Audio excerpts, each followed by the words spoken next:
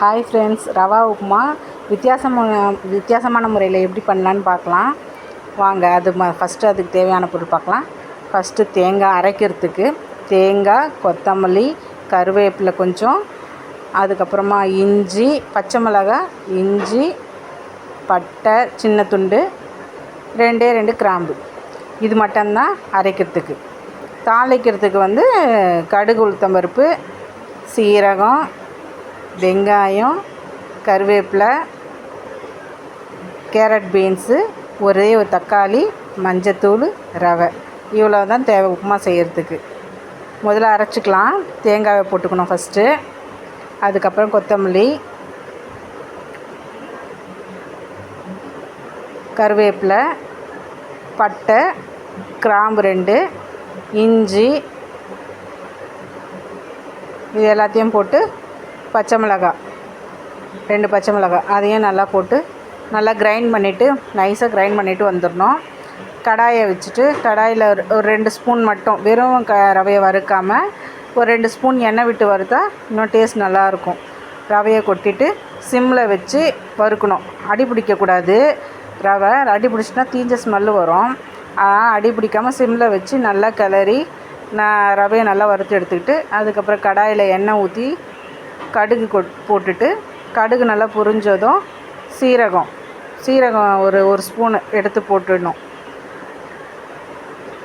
சீரகம் போட்டுக்கிட்டோம். சீரகம் போட்டு முடித்தோடனே அது சீரகம் பொரிஞ்ச உடனே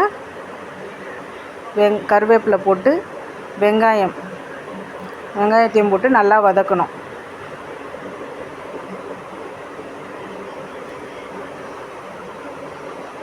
ஓகே, வெங்காயம் நல்லா வதங்கின பிறகு அதுக்கப்புறமா அந்த கேரட்டு, பீன்ஸு இந்த பாதி ஆஃப் பாயிலில் வெந்திருக்கும் போது கேரட் பீன்ஸு போட்டுருணும். அப்போ தான் கேரட் பீன்ஸ் நல்லா வேகும்.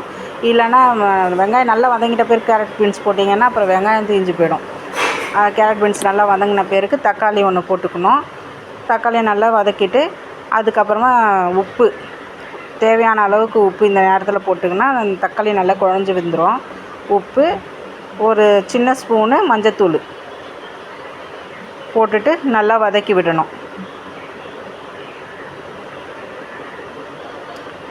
காய் நல்லா வெந்து வதங்கின பிறகு அந்த அரைச்சி வச்ச பேஸ்ட் இருக்குல்ல அதையும் நல்லா போட்டு ஒரு 2 நிமிஷம் நல்லா வதக்கி விடணும்.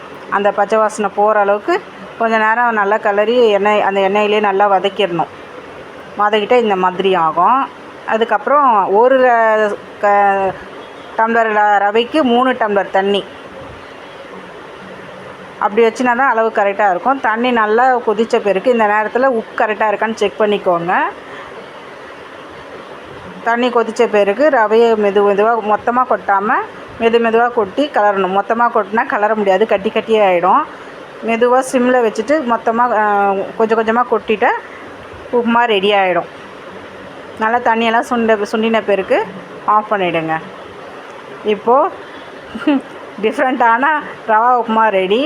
இது எல்லாருமே சாப்பிடுவாங்க. ரவா உப்புமா பிடிக்காதுன்னு சொல்கிறவங்க கூட சாப்பிடுவாங்க. இது வெறும்னும் சாப்பிட்லாம், இல்லைனா சாம்பார், சட்னி. இந்த வீடியோ உங்களுக்கு பிடிச்சதுன்னா லைக் பண்ணுங்கள், ஷேர் பண்ணுங்கள் அண்ட்